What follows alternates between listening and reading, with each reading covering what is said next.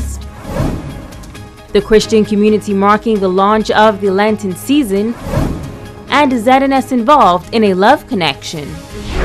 The Bahamas Tonight Northern Edition starts now.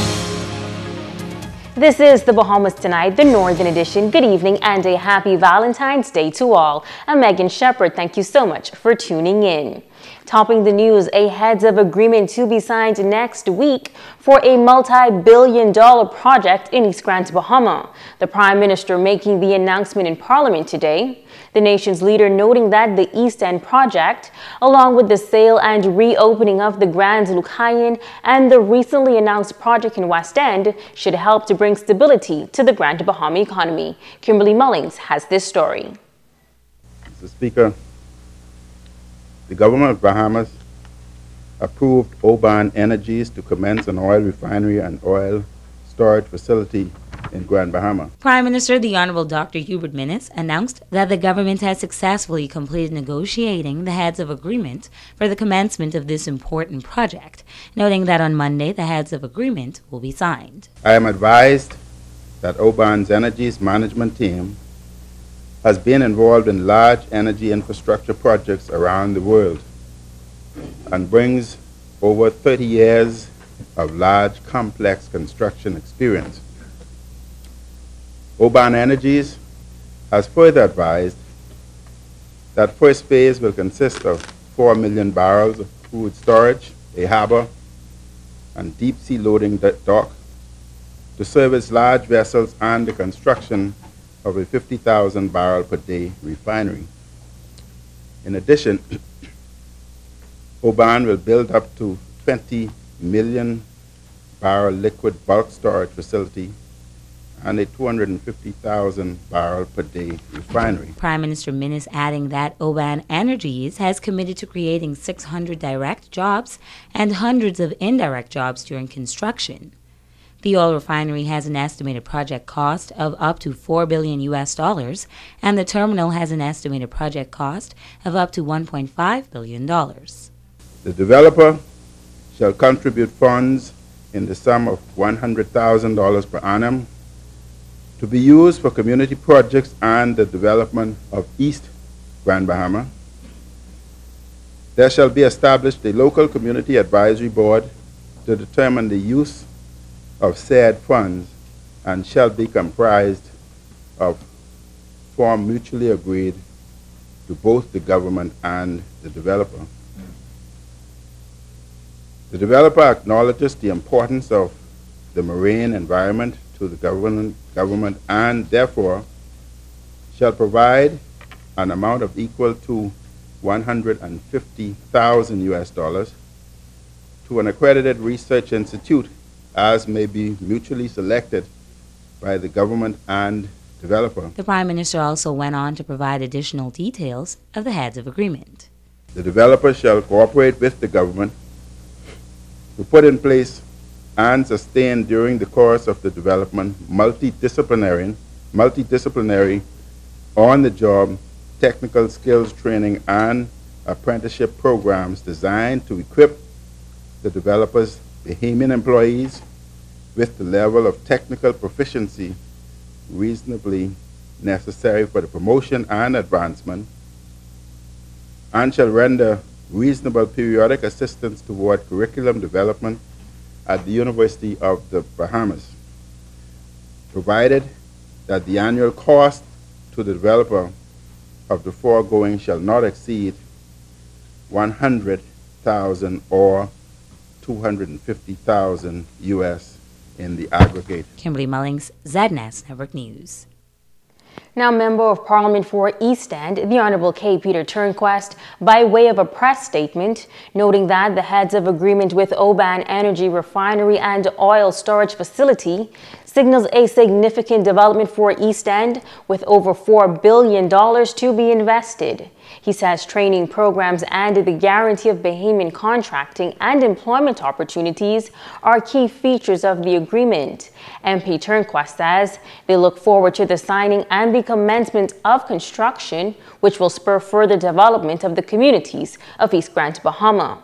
Turnquest also noting that they look forward to the additional announcements to be made regarding Grand Bahamas revitalization over the next few weeks.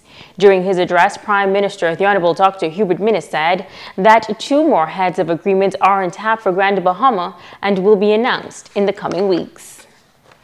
Another day of testimony today in the Barry and Sheena Johnson murder trial in the Supreme Court. As Italia Hall tells us, several objections were raised during today's cross-examination. During the morning session, counsel for Paul Belazaire, Attorney Jeffrey Farquharson, focused on a man named Diane Dean, who was charged along with Samiko Rigby for an armed robbery which occurred in Carroll Beach, September 2015.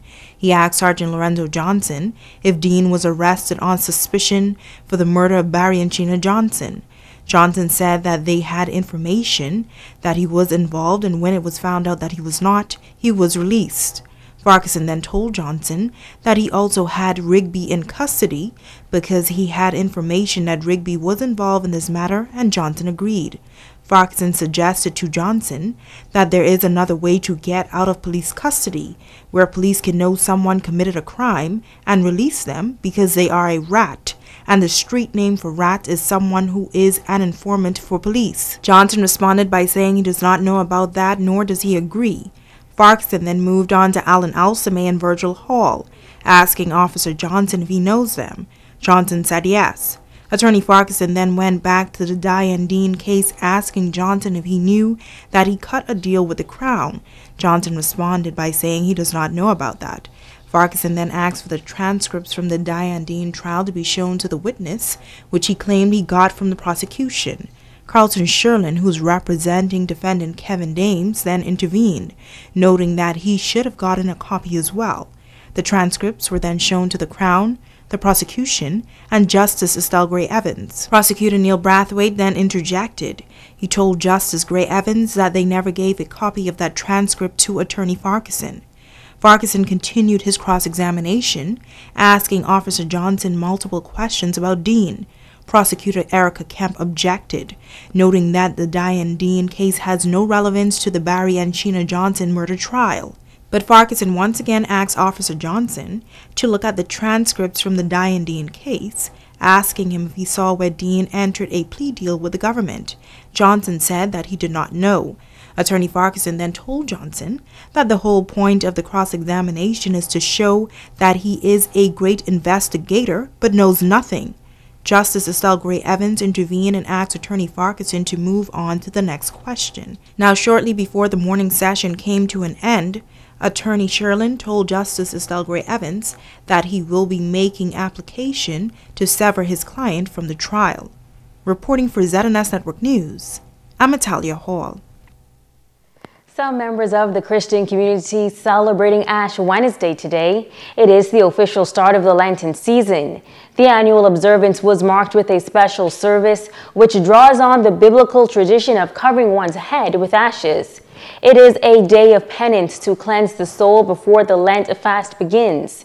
Priest at Mary Star of the Sea Catholic Church, Father David Cooper says, during the 40-day period, Christians focus on the sacrificial love of Christ that culminated on Calvary's cross.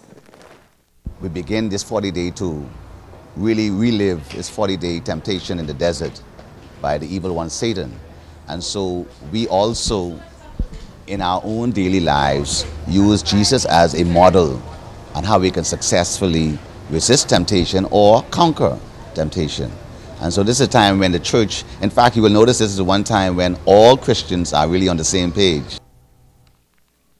While some people abstain from things in their daily routines during Lent, Father Cooper says this is not a time for physical boot camp, but rather a time for a spiritual awakening. He says the key components of Lent are prayer, fasting, and almsgiving. When we pray, we communicate with God, God communicates with us, and we get guidance, we get direction, we get wisdom. When we fast, we rely more on God's provision and less on ourselves. And so when we give up a meal or eat less, we rely on God's grace and mercy to sustain us. And the almsgiving is an act of thanksgiving for God's faithfulness, and so we assist the poor. Now on Ash Wednesday, the foreheads of churchgoers are marked with a cross of ashes as a symbol of death and sorrow for sin. Stay with us. The Bahamas Tonight, the Northern Edition continues in just a moment.